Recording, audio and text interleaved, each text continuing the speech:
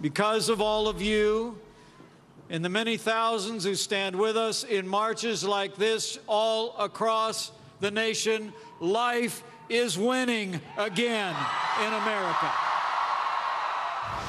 Vice President Mike Pence speaking earlier today at the March for Life in Washington, D.C., declaring that life is winning again. It was a stark contrast to the vulgar signs and language that we saw at last weekend's Women's March. But did today's peaceful rally get the media coverage that it deserves, and will it propel the cause?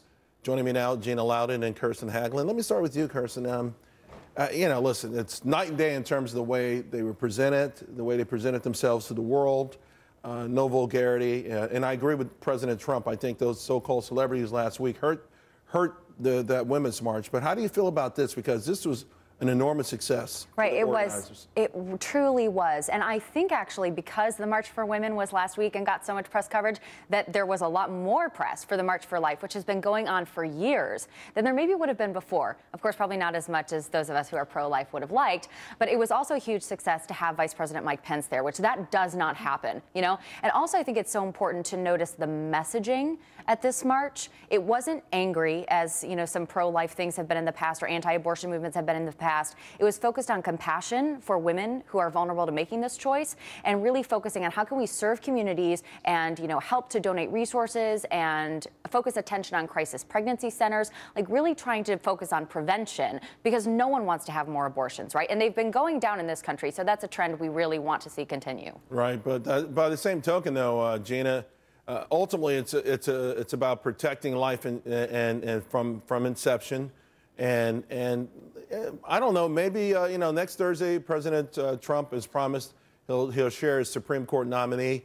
Is there a chance that ultimately we could even see Roe v. Wade overturned? And is that an admirable goal right now?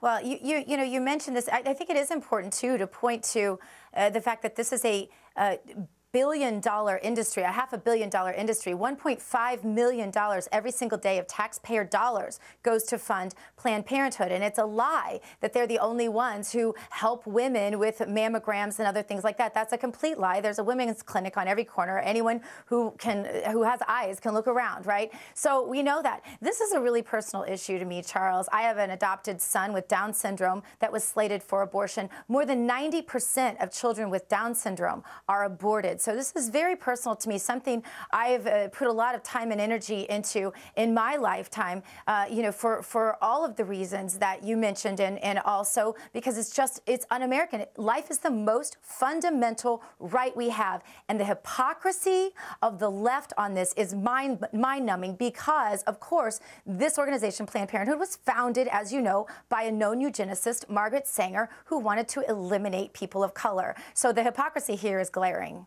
Do you, though, Gina, would you like to see Roe v. Wade overturned? Would you want to see the federal government intervene if they could?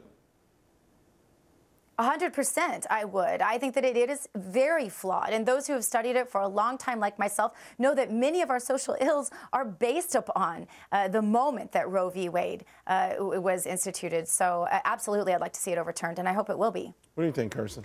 Well, you know what is interesting is millennials, who you would think, oh, young people are just liberal, they loved Obama, you know, there's no chance that they'd be super pro-life. They are the most pro-life generation now, even more so than baby boomers. Half of them believe that abortion should be illegal in all cases. So the future of abortion in this country is going to be interesting, but I think it's important to note that since Roe v. Wade, since that decision, abortions have been going down in this country incredibly. And it's not just that contraception is more available. People are having fewer unplanned pregnancies. So that's something to celebrate. And I think the pro-life movement has been a huge part of that, saying that we do value life, having high-profile people out there saying this is a culture that we want to encourage, and of course, taking care of vulnerable people in communities where they would be more likely to seek out an abortion. Prevention is key. If we want to keep these numbers down, whether or not we are able to overturn Roe v. Wade, prevention is key. Of course, though, the most vulnerable of them all is an innocent fetus as well.